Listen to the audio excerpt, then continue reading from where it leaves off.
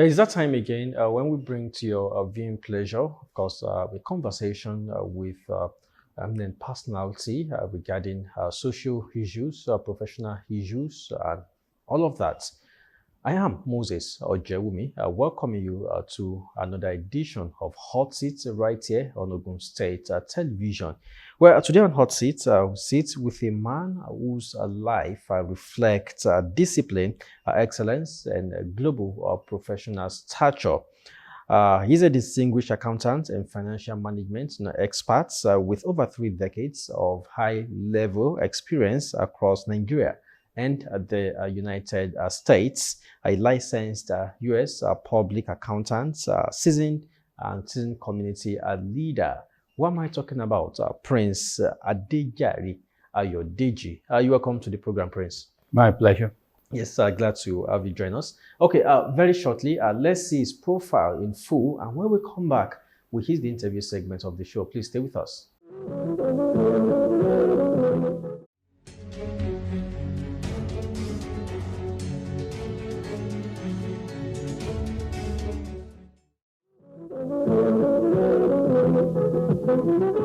Yes, that was the profile of my guest today, Prince Ayodeji Ayodeji. You welcome to the program once again.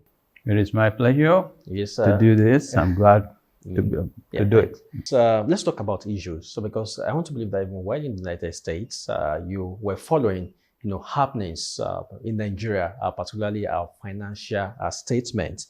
And yes, your expertise is in accountability and financial forensic investigation. So, if you were asked to diagnose Nigerians' financial accountability system, what would you say is fundamentally broken? Let expand that to be financial management, not just accounting. Yeah. You see, what is broken is actually management control, internal control. Because accounting professionals are very, very high on integrity in ethics.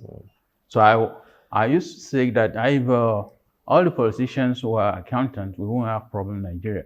But of course, there are exceptions. Yeah. There is what is called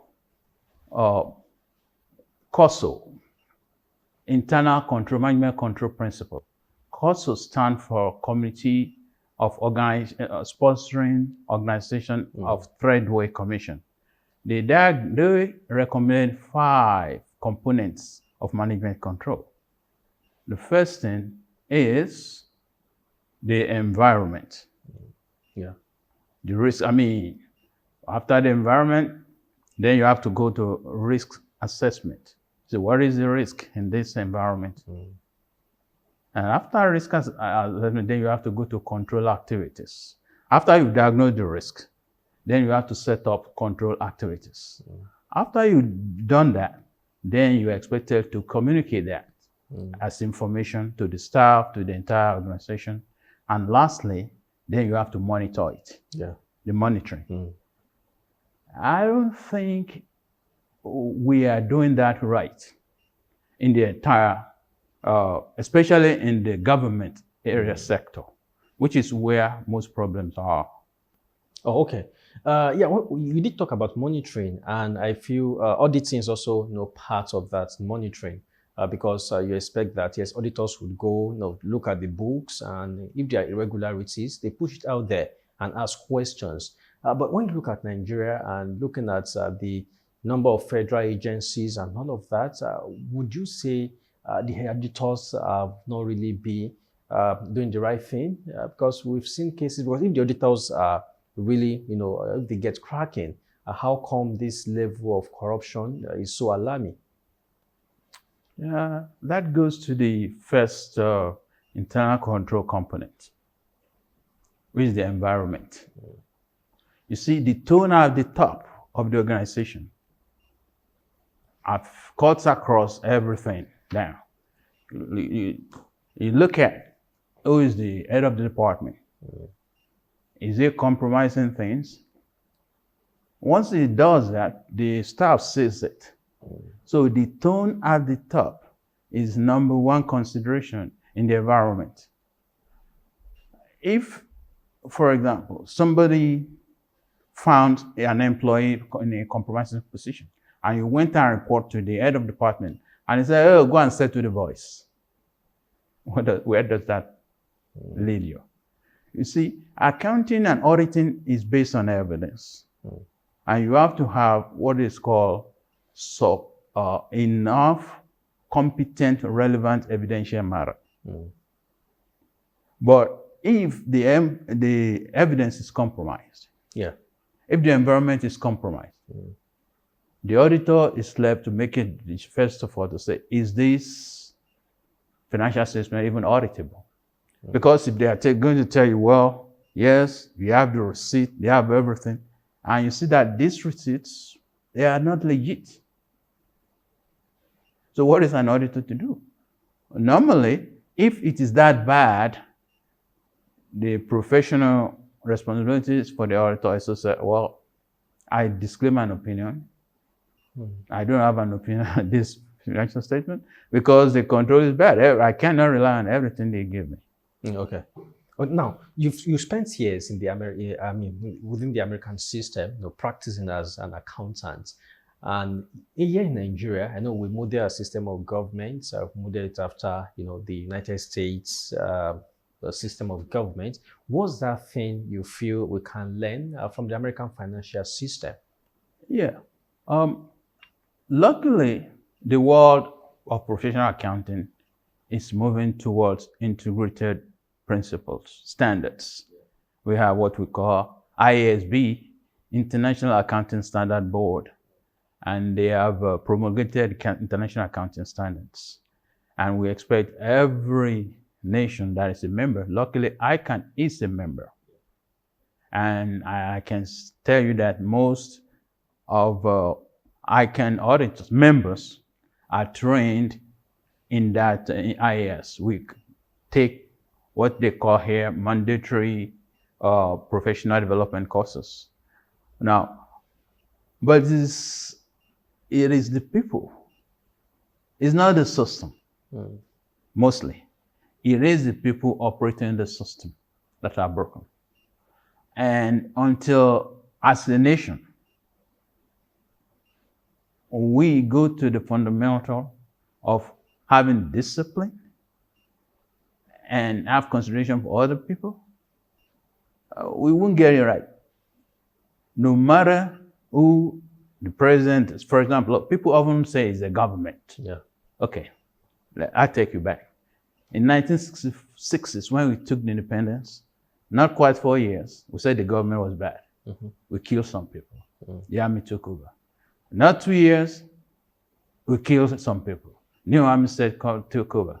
So we've been changing government since 1964.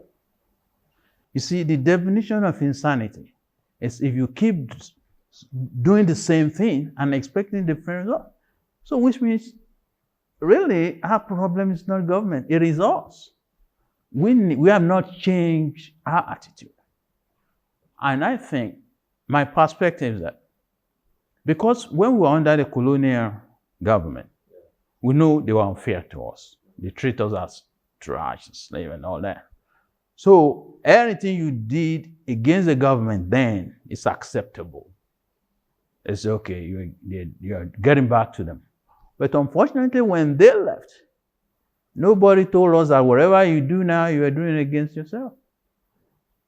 So until we go back to the fundamentals, maybe for a few generations, maybe too late. But now we have to look at our curriculum and teach civics, ethics, and let people have the discipline. That is, in my opinion, how we're going to get it right. But in the interim, what we can do is to strengthen our control architecture. Okay. Now, would you say independence came too early? Because I mean, this is a question I asked, and then people like you, that given the South African example now, would you say it came too early? Because, like you said, 4 years after that, there was a coup, and several coups, after that, and all of that. Do you think maybe if the white men had stayed longer, developments, would have been quite solid? Heck no, never. Well, you see, one of the founding fathers of America, it says, give me freedom or give me death. You do not want to subjugate our people. What went wrong, in my opinion, is that we were not a nation by the definition of it. And we have not achieved the critical mass of patriotic Nigerians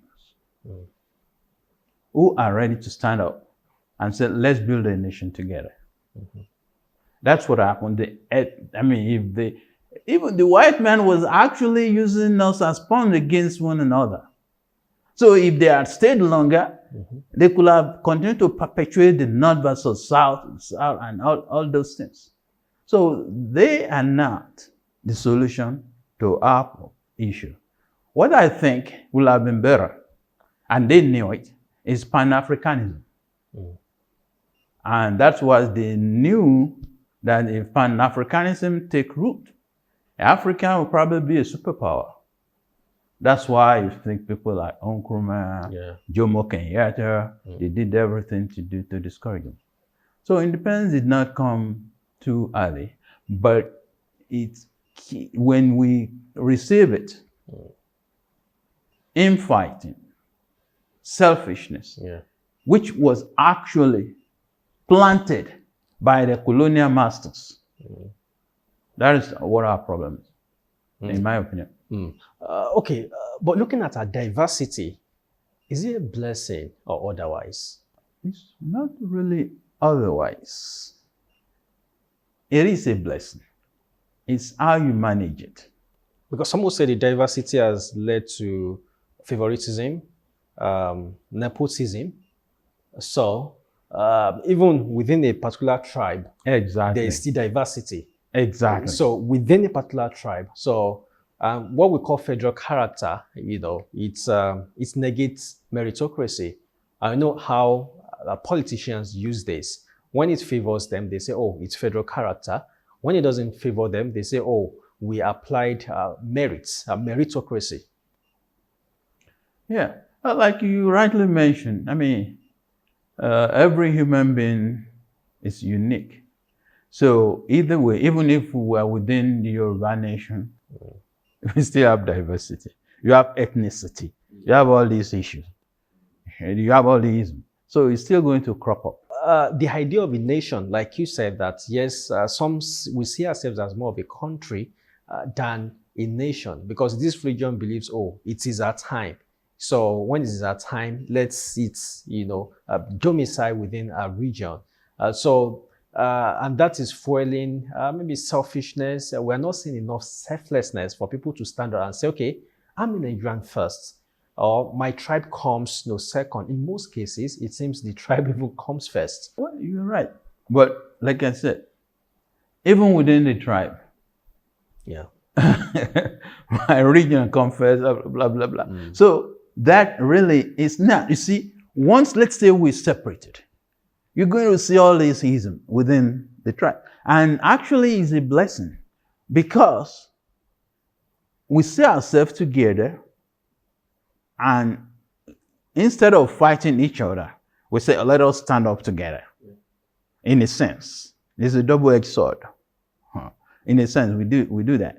For example, for a while, especially in the South, we didn't mind where you came from, in the governance. Everybody supported Awolowo, supported Akintola. Nobody cared whether Awolowo and Akintola were both Christians or all Christians.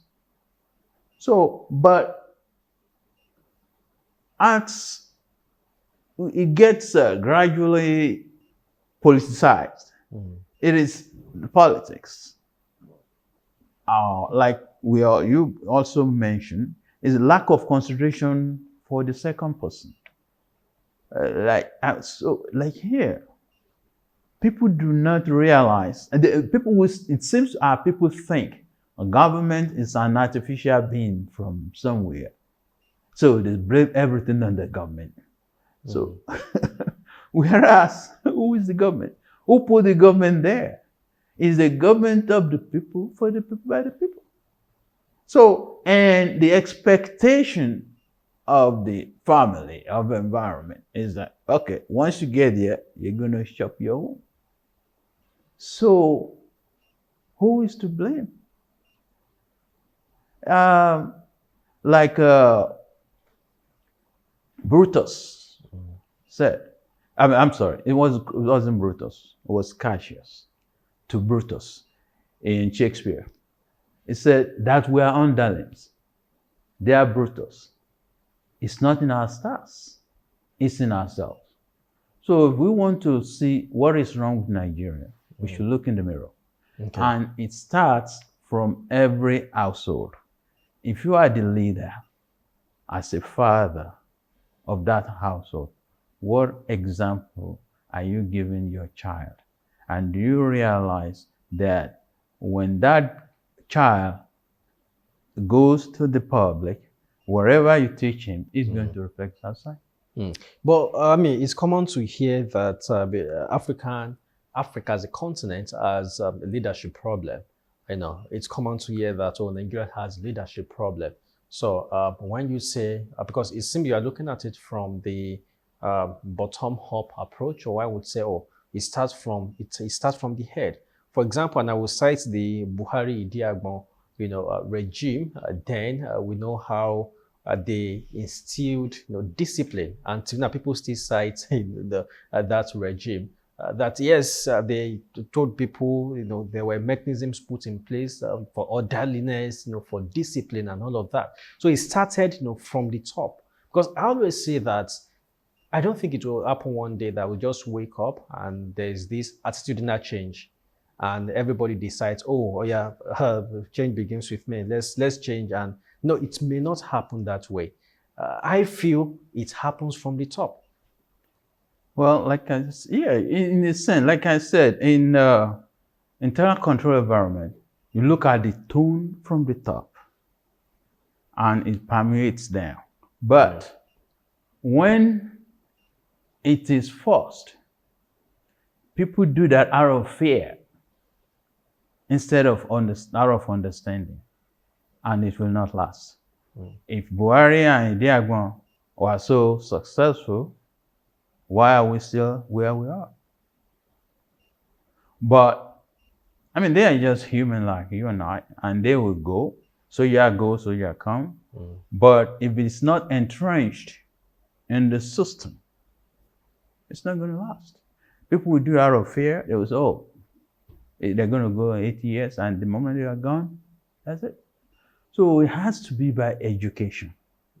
And I agree with you, we're further, it may be too late for some generations, but it's not too late to start entrenching it. But it seems we're going the wrong way. Instead of teaching civil education, physics, civics, and things like that, civics responsibility, we are not. We are focusing on copying what is not good from the Western culture. Okay, now let's go back to maybe we'll still come back to this, to the financial sector. Correct. And there have been a clamor. Some say, we have a debt problem. Some say, it's debt crisis. I don't know the nomenclature, to use, for that. But basically, many Nigerians are disturbed by the rate of borrowing. Every now and then here we're borrowing billions of dollars, we're borrowing to do this, to do that. But I've also had some analysts say, every country borrows, even the United States is also indebted. Like, it doesn't matter, and our level of borrowing is not off the mark. So, I mean, you are a professional in this. From what you've seen, does Nigeria have a debt problem? I think it matters. You see, when you are in the institution that we are, it doesn't matter that, I mean, borrowing is good. It's what you are borrowing for. If you are borrowing for capital development, but before you start borrowing, the first thing you do, you cut costs. Are we cutting our costs? I don't think so. We are still spending like a drunken sailor. And to quote President Ronald Reagan, that is even unfair to the drunken sailor because the sailor is at least spending his money. We need to find a way to cut our costs.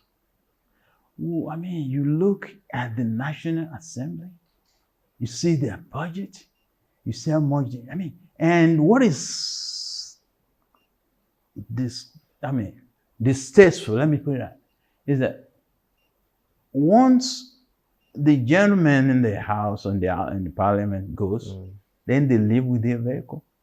For what? For God's sake. Recently I saw they said one Inspector General of Police retired. He left with 10 vehicles. He should have left with 8. For what? And every 4 years we have to to renew it. It's ridiculous. Look, if you are following copying United States, you have to copy US's accountability. No. Even in the White House, when the president entertains guests that are non-official, he pays from his pocket. So the first thing we need to do is cut our costs. If we cut our costs, then if we borrow, we know we're borrowing for capital development and investment. But we cannot be, I mean, like we said, people are looking, they see what is happening. And another thing is, I mean, everybody knows that the cost of governance is out of proportion, out of here. We will need to look at how we can cut it. But unfortunately, the people who are supposed to cut it are the one. If you have, for example, if I've been hired as a process improvement expert, which I've done, I would tell Nigeria, look, yes, you have a bicameral legislation, but hey, what are you gaining from it? Well, say for wider representation, which is one of the hallmarks of democracy. Good. So you have the House of Representatives, Good. Then you have the Senate, the red chamber. So yeah, it's just for people to be well represented, for their voices to be heard. I agree with you. You see, we seem to be getting our priorities wrong. You see, in economics, I'm not an economist, but they have what they call scale of preference. You see what is higher?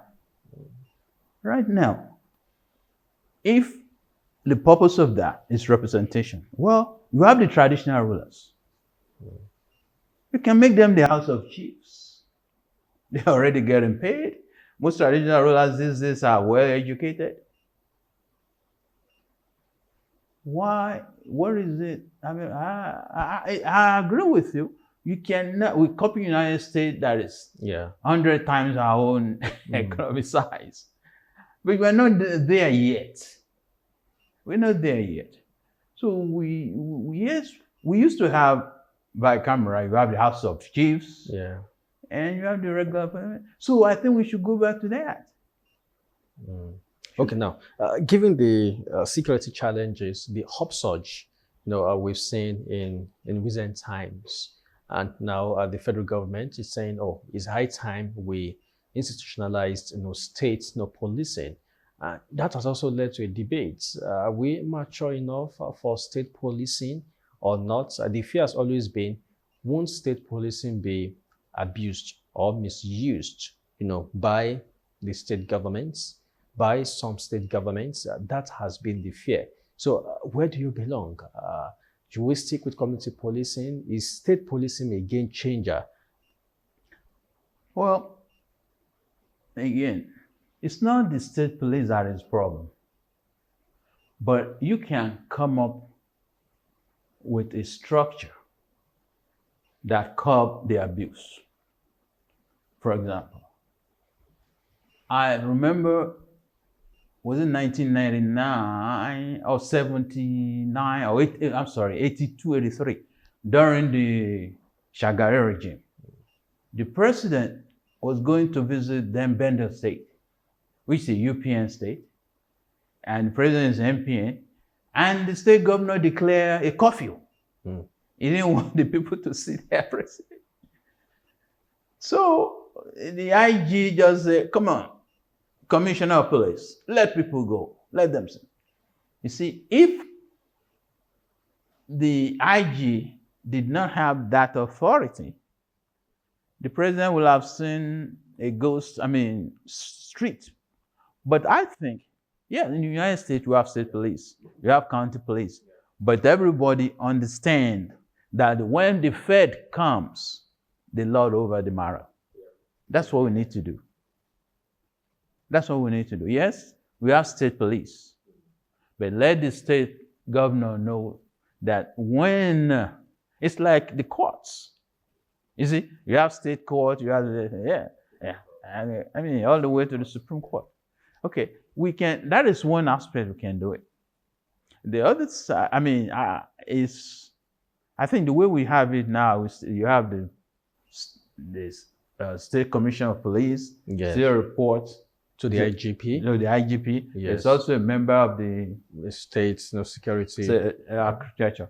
Yeah, we can have, I would say, let's have state police, but let them understand that there is federal superiority.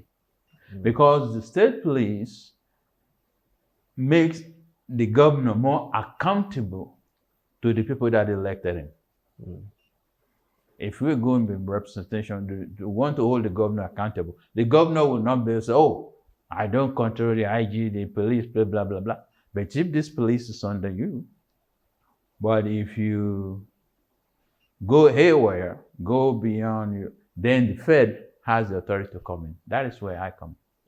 Of course, and recently, Trump, coming out to say, the U.S. may invade Nigeria owing to what he called the Christian genocide, which that has, of course, caused some ripples. So the talk has been, is it high time, given the level of insecurity you've seen, can we beckon on the United States to say, come and help solve this problem? Or let's see, try what we have.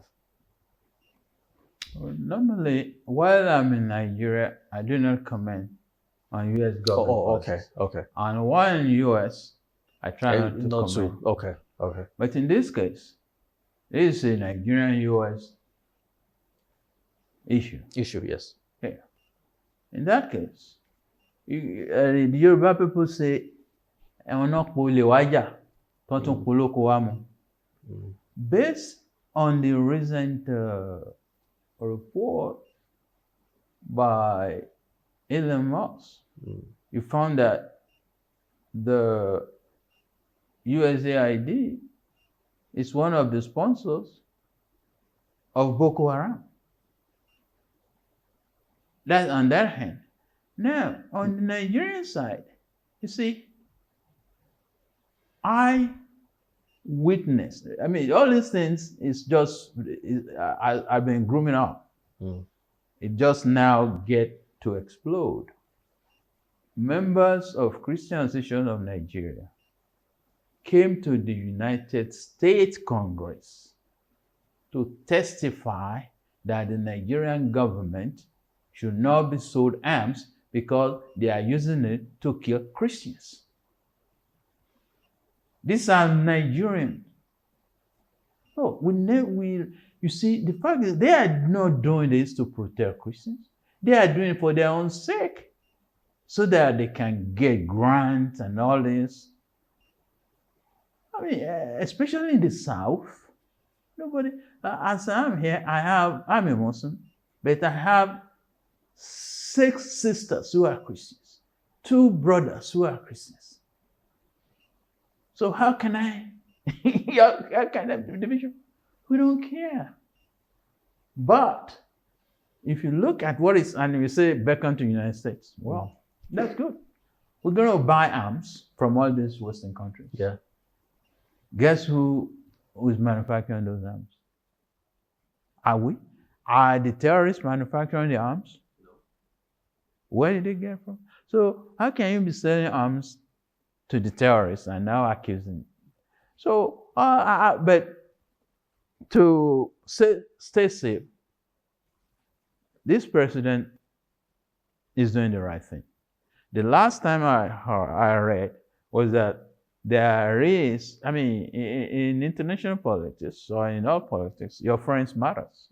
Yes. So he's galvanizing the nation to support us, see what is going on. Because let's face it, I mean, Nigeria cannot. We stand toe to toe if the United States decide to come.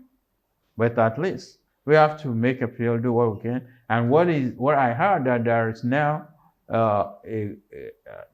a group, cooperative group, security group. Yes. Led by the NSA. Yeah. And the US. The US, yeah. I think that's the way to go. But in terms of bilateral relations, with the United States, some would say, well, the Tinubu government has also not done enough. For example, we just trying to nominate and appoint ambassadors, since 2023. Some believe if they were on the ground, maybe they would have interfaced with the United States. They would have shown the United States the results, the efforts, so far. So, but it's now we are just trying to put that in place. It seems long overdue, but of course, better late than never. Yes, I agree with you. Better late than never. But yeah, and United States is not so. I mean, is a lone standing superpower in the world today. So you have to give due recognition to that power. And I mean, you can see what even the King of London is doing, inviting. I mean, it's international politics. It's called politics. So you have to play it right. So maybe I didn't realize we didn't have an ambassador there for the past 3 years, because I've been to the embassy. And of course, the embassy has been functioning, but having a higher commissioner, the president just nominated them. Of course, there are processes. The Senate will have to approve, then they will place them in. Is it just to replace the one that is already there, or that position is vacant? No, vacant. Oh, okay. Yeah, the positions have been vacant. Yeah, then we didn't do that right. We didn't get that right, if that's in my opinion. Okay. Now, let's talk about the economy. Are we really turning the corner? We know how the economy was with the immediate past administration, how, allegedly printing Naira to save Naira, and how inflation, of course, inflation also has shot up, but it seems there's been a bit of respite in recent times. So is it Uhuru, or can we really say economically Nigeria has turned the corner? I'm not a macroeconomist, but from my experience in the financial industry, I think we are doing the right thing for most part. But like I said, you cannot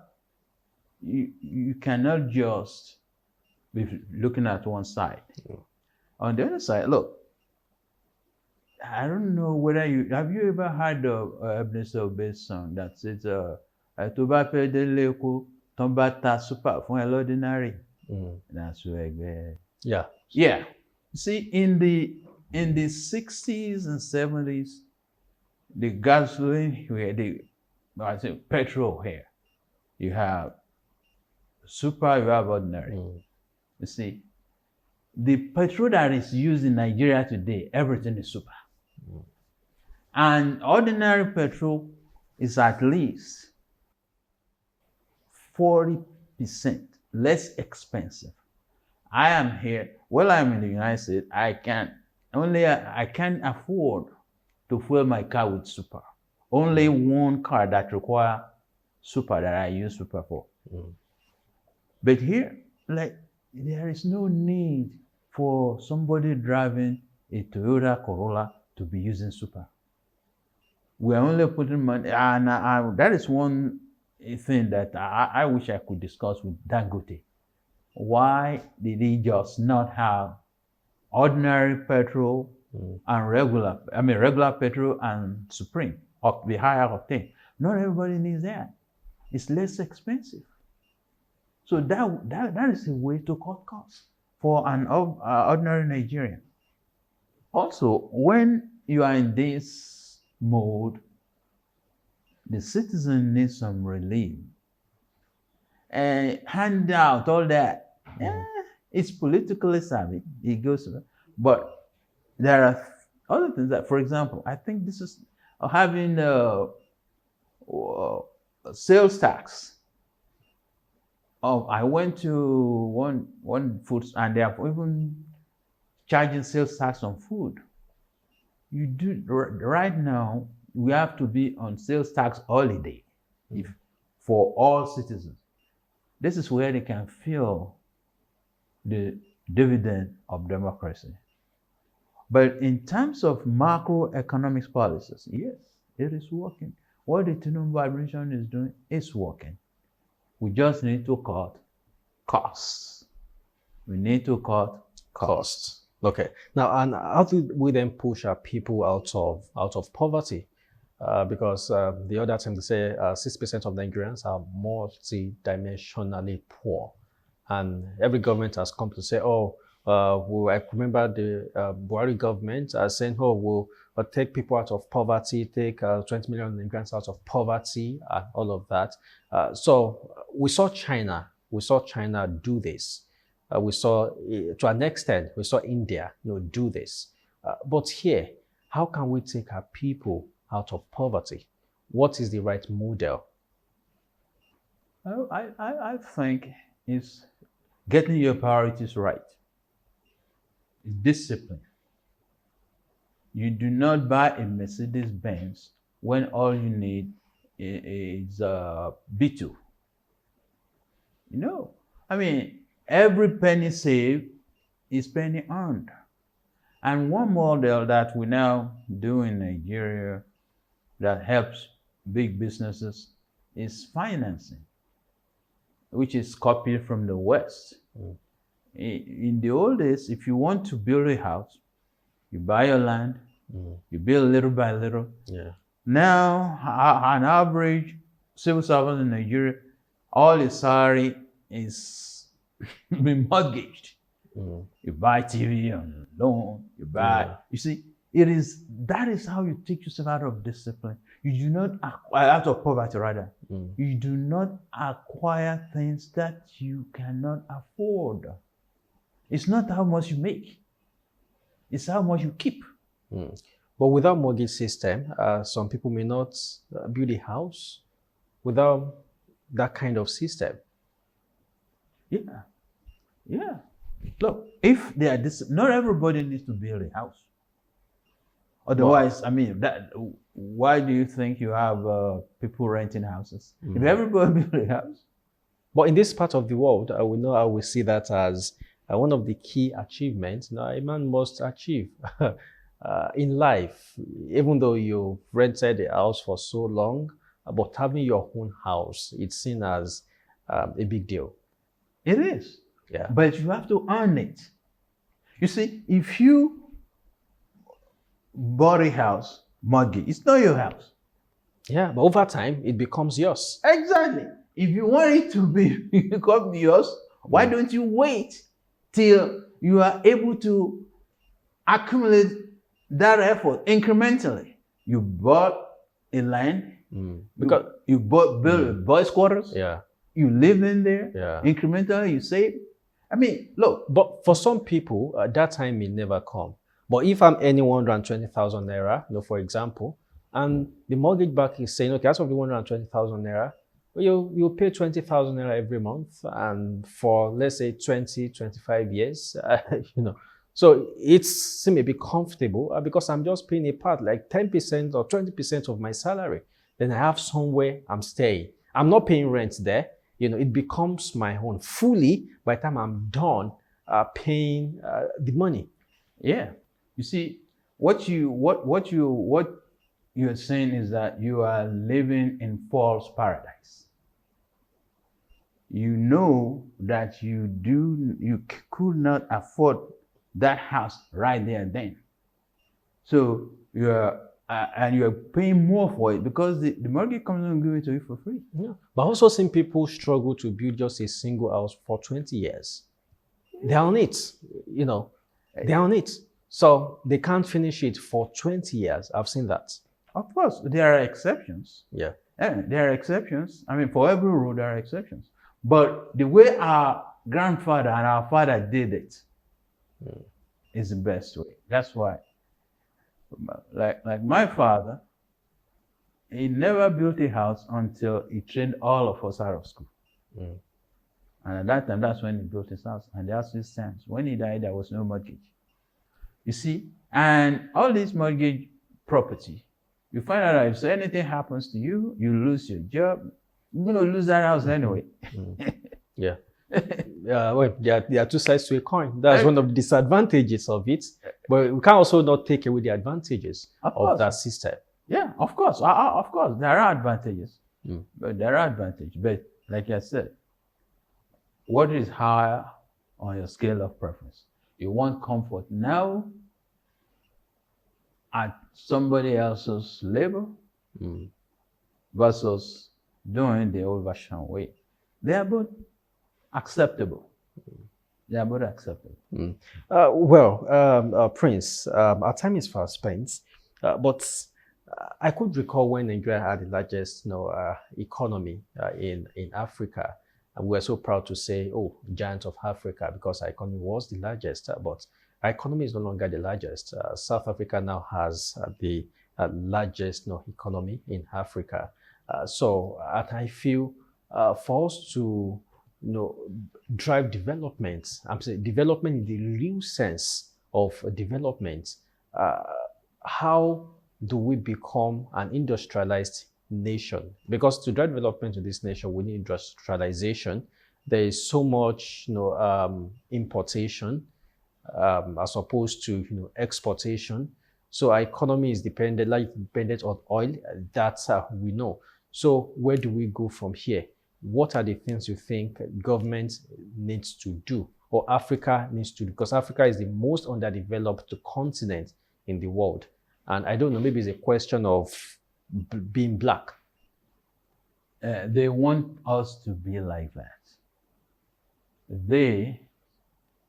But we could have rejected. Okay. You see, in the world, when man invented weapons, that gives man power. You restrict it?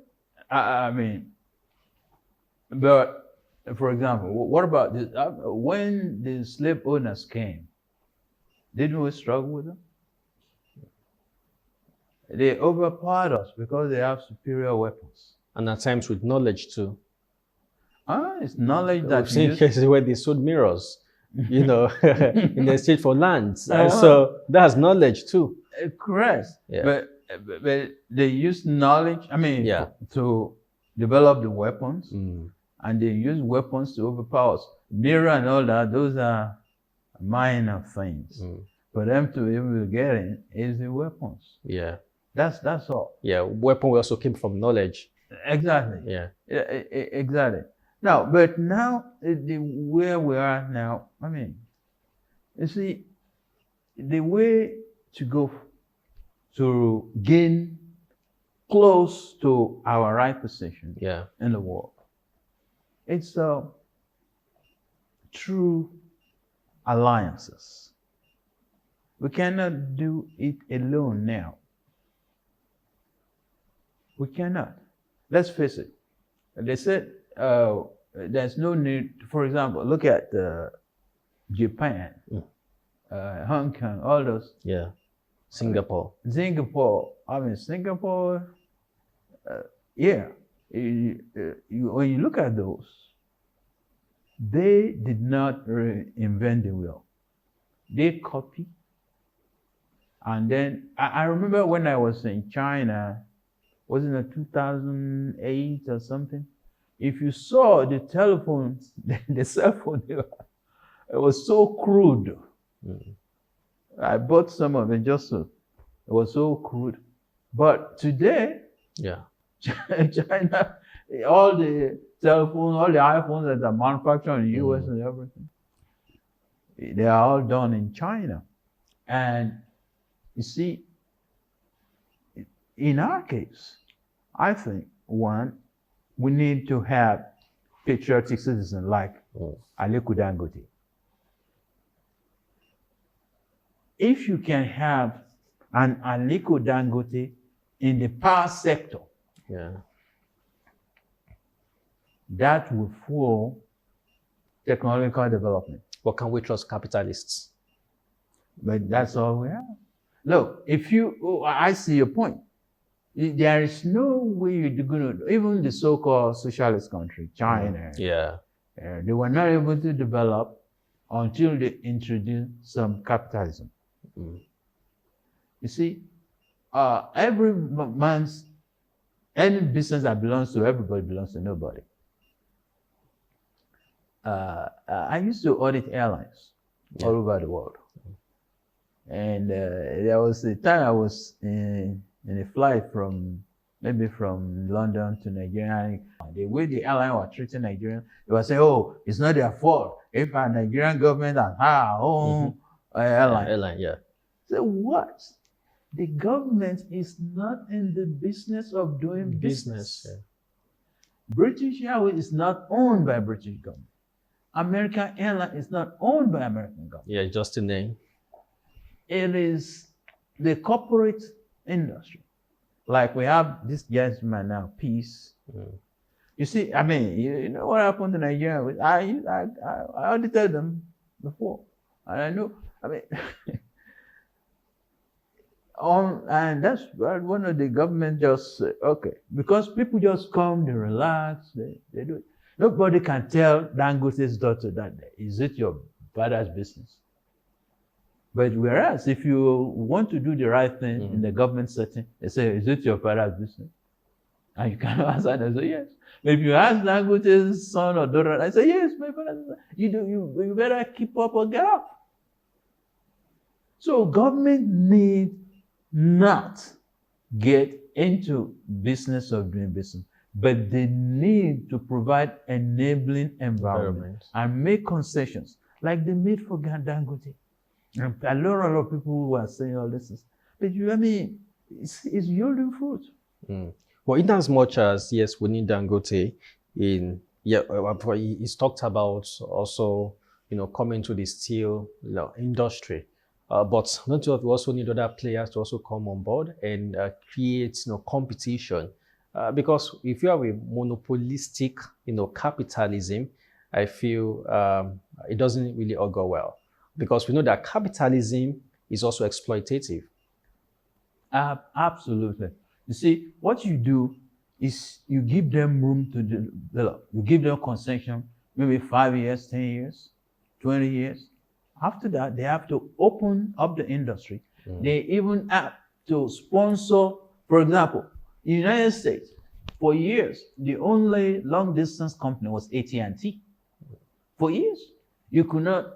Then later, after, then they have to let in competition, MCI, and now it's everywhere. But if you did not let that infant industry develop, you're going to kill it. Nobody's going to put investment. So the people who made the initial investment, they have earned the right to make super profits for a few years before everybody else can feed on there. But it should not be forever.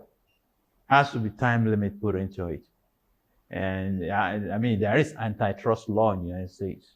Okay, if you see that one company is controlling the industry, you control the source, you control the distribution. So the government is going to fine you, and you have to probably break up the company. But I mean, we don't see that in this part of the world. So that's the fear driving, some people that, oh, when these capitalists also come, at times they may want to exploit Nigerians. Yes, we have to go now, but very quickly, democracy is really the answer, for Africa, for Nigeria, because I feel it hasn't brought that desired, development, and it's also sold to us by the West. So some are canvassing for monarchy, some are canvassing for other systems of government. Will this democracy really work? We have to Nigerianize our own democracy. That is what is working, where it works in Japan, even in England. America is a different ball game. But here, for example, like I was saying, we have our traditional rulers who live among the people. Yeah. And you have senators who go to Abuja, they stay there. If the traditional ruler knows that he has to go back to his people, he will be careful of what to say over there. The present politicians, you may not see them until 4 years when they come back to canvass the new election. So there isn't democracy is not the best system of the government. Mm.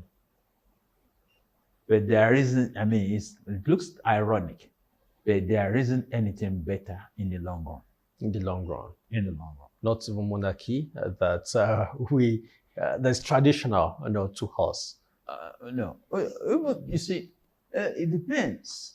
Even during monarchy, like in our case, or like we said, it probably be impossible to have a national monarchy. Yeah. Even among Yorubas, you can't even have. Yeah, sure. That's where diversity comes in. Exactly. Because it may not be that single head. Head. Yes. Yeah. And the compromise, and the people already, people are not willing to make that compromise to lead anything. If it was forced on us, it's going to break eventually. Like the Russian, the dictator came in, they did all that. It fell apart. But the traditional rulers, being the closest to the people, must have an important role to play in our democracy. The current setup, we have a constitution that is pushed together, hush. But there is a review going on, and hopefully it will address some of those anomalies. But most importantly, I do not expect it to address the issue of lavishness, waste that is in the system, because the people who are in charge of doing that are the people benefiting from that. Many thanks, Prince Ayodeji. Time is up, and we must thank you especially for allowing us to ask these pertinent questions, majorly, issue-based, questions. I wish you the very best of luck in your endeavors. So thanks so much, Prince. Thank you for asking this question and educating the Nigerian public. Yeah, that's the show. Outset right on Ogun State Television, and my guest has been Prince Ayodeji. Well, till next week when I come your way again with another personality, I say to you, stay safe and stay out of trouble. Bye for now.